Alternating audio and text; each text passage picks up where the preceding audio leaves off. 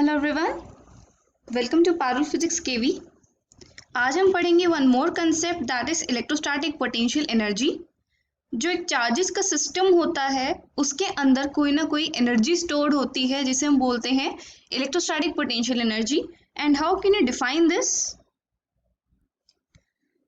It is the total work done by an external agent in bringing the charge or system of charges from infinity to present configuration without undergoing any acceleration.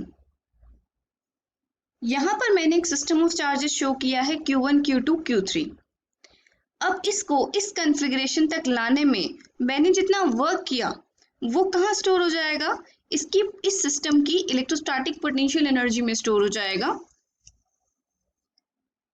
जब ये तीनों charges infinity पे थे उस case में हम कहते हैं हमारी इलेक्ट्रोस्टैटिक पोटेंशियल एनर्जी क्या होती है? Zero. In that case the energy of the system is zero अगर हमारे सारे चार्जेस इन्फिनिटी पे हैं। धीरे धीरे हम उनको अपनी अपनी पोजीशन तक लाने में वर्क करेंगे। पहले हमने उठाया Q1 चार्ज को अपनी पोजीशन तक लेकर आए, हमने कुछ वर्क किया। देन Q2 चार्ज को अपनी पोजीशन तक लेकर आए, देन अगेन हमने कुछ वर्क किया। सिमिलरली Q3 चार्ज को हम पोजीशन पे लेके आए। तो टोटल जो हमने वर्क किया वो सारा इसमें ऐड होता जाएगा और हमारा net work done will become the electrostatic potential energy stored in this system of charges.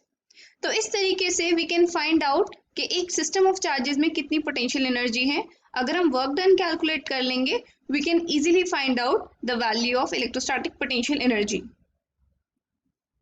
So let's find out the expression for work done in assembling a system of 3 charges. हमारे पास 3 charges का system है, उसको assemble करने में हमने कितना काम किया। यहाँ पर मैंने इस 3D कोऑर्डिनेट में 3 चार्जेस शो किए हैं Q1, Q2, Q3, जिनके पोजीशन वेक्टर्स हमें दे रखे हैं R1 vector, R2 vector and R3 vector from the origin. This is origin. So consider 3 charges Q1, Q2, Q3 with position vectors R1 vector, R2 vector and R3 vector respectively.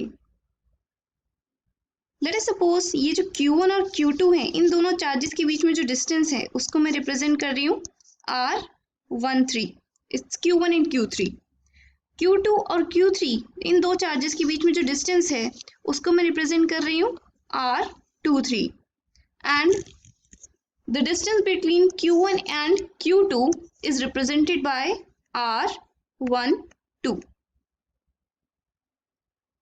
Now, what will be the net work done in assembling this system? मैं इसमें एक process follow करती हूँ इस system को assemble करने के लिए। फर्स्ट स्टेप में मैं Q1 को इन्फिनिटी से R1 तक लेकर आई विदाउट एक्सेलरेशन। इसमें मैंने जितना काम किया, let us suppose I represent it with a notation that is the work done in bringing the charge Q1 from infinity to R1. So मैंने ये नोटेशन यूज करी है ताकि मैं वर्क डन को रिप्रेजेंट कर सकूं। क्या कौन सा चार्ज लेकर आ रही हूँ मैं? Q1 लेकर आ रही हूँ। कहाँ से लेकर आ रही हूँ? इन्फिनिटी से R1 तक। Now divided by Q1 will give me the potential at R1 vector because potential at infinity is 0. V final minus V initial. V infinity is 0. So I can eliminate this term. जब मैं Q1 को infinity से इस point तक लेकर आई तो वहां पर क्या इस पॉइंट पे कोई पोटेंशियल था? आसपास तो कोई चार्ज प्रेजेंट ही नहीं है। इसके आसपास इस रीजन में कोई चार्ज ही नहीं था तो यहाँ पर कैसे पोटेंशियल होगा? It implies कि V at R1 is 0. इसका मतलब the work done in bringing the charge Q1 from infinity to R1 is 0. I hope ये आपको समझ आया होगा। यहाँ पर पोटेंशियल मैंने 0 क्यों लिया है? क्योंकि जब मैं Q1 को इन्फिनिटी से इस पर्टिकुलर पॉइंट तक ला रही थी तब उसके आसपास के रीजन में कोई चार्ज ही नहीं था तो डेफिनेटली इलेक्ट्रोस्टैटिक पोटेंशियल भी 0 होगा। तो फर्स्ट चार्ज को असेंबल करने में मैंने इतना काम किया है। अब सेकेंड में क्या करूंगी मैं? In the second step I will bring the charge Q2 from infinity to R2। अब मैं Q2 को इन्फिनिटी से R2 वेक्टर तक लेकर आऊंगी कुछ इस तरीके से। This is my charge Q2 और मैं इसे लेकर आई हूं इंफिनिटी से R2 वेक्टर तक।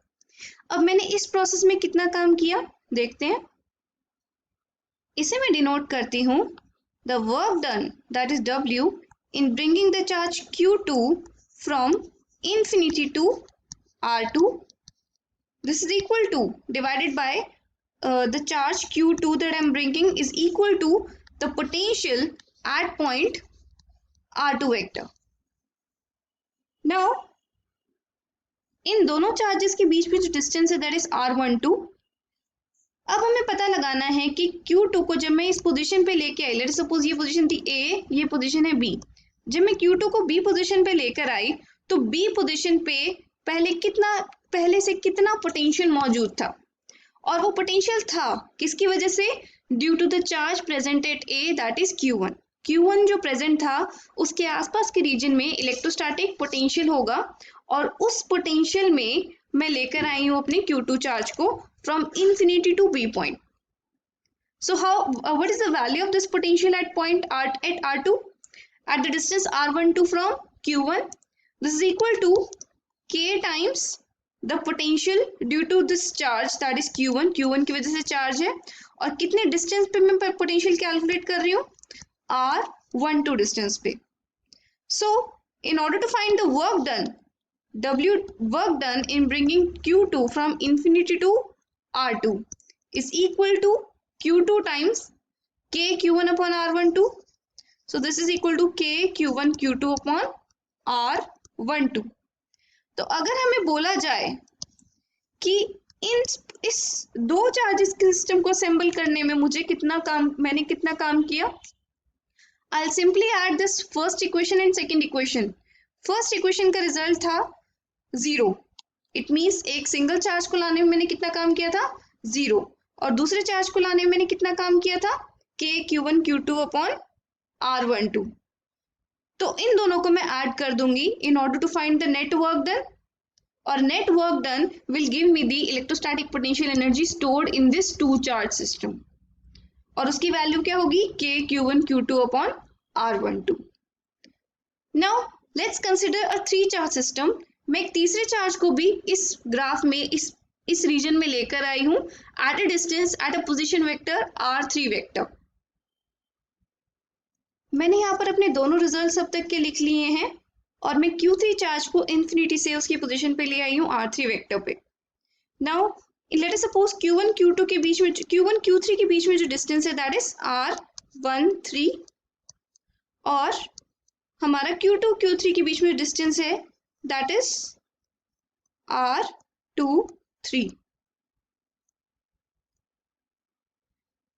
जब मैं इस Q3 चार्ज को इंफिनिटी से C पॉइंट तक लेकर आई विदाउट एक्सेलरेशन, तो इस पॉइंट पे किस वजह से पोटेंशियल था, किस चार्ज की वजह से पोटेंशियल था? One, the potential was due to Q1 and the second the potential was due to Q2। Q1 और Q2 की वजह से C पॉइंट पर जो पोटेंशियल था मैंने वहां पर Q3 चार्ज लाकर रखा है। तो इस प्रोसेस में मैंने जितना वर्क किया है उसको मैं रिप्रेजेंट कर रही हूँ the work done in bringing charge Q3 from infinity to R3 vector. उस केस में मैंने कितना काम किया है? अगर मैं इसको डिवाइड कर देती हूँ by Q3, I will get the potential at point at R3 vector. So the work done will be from infinity to R3, this will be equal to the charge times, कितना charge लेकर आ रही हूँ? Q3 times the potential at R3 vector. So what is the value of potential at R3 vector? दो charges की वजह से है, सबसे पहला Q1 की वजह से। So मैं इसको तोड़ सकती हूँ। This potential is due to a resultant of potential due to two charges. One is the potential at R3 vector due to Q1, and second is the potential at R3 vector due to Q2. मैं यहाँ पर इनको scalarly add करूंगी because electrostatic potential is a scalar quantity. Now what is the electrostatic potential at this point due to at C due to this Q1 charge? It's K Q1 upon R13. So I can write it as Q3 into K Q1 upon R13 plus the potential at the C point, at the C point due to this charge at B, Q2 charge की वजह से कितना potential होगा? K Q2 upon R23, since in दोनों charges के बीच में जो distance है that is R23. So if I open this bracket, I'll get K Q1 Q3 upon R13 plus K Q2 Q3 upon R23. This is the value of work done in bringing the charge Q3 from infinity to R3. अब ये हमारे पास आ गई third equation. पहली दोनों equations और तीसरी equation अगर मैं इन तीनों को ऐड कर दूं तो हमें क्या मिलेगा? We'll get the total work done in assembling this system.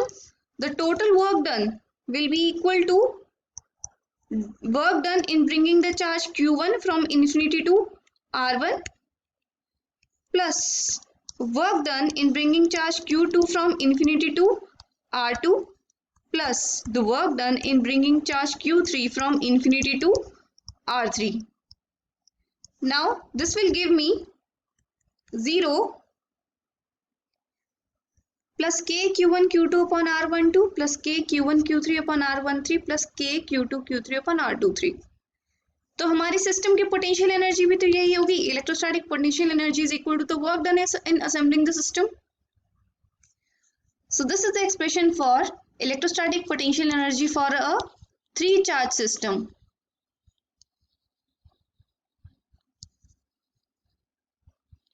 And for 2 charge system, the electrostatic potential energy will be given by K Q1 Q2 upon R12, where R12 is the distance between these two charges.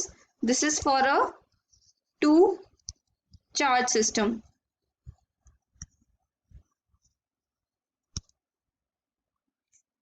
In the upcoming videos, we'll also be doing some numericals related to this, which have been asked in the board's exam. I hope you understood this topic. That's all for now.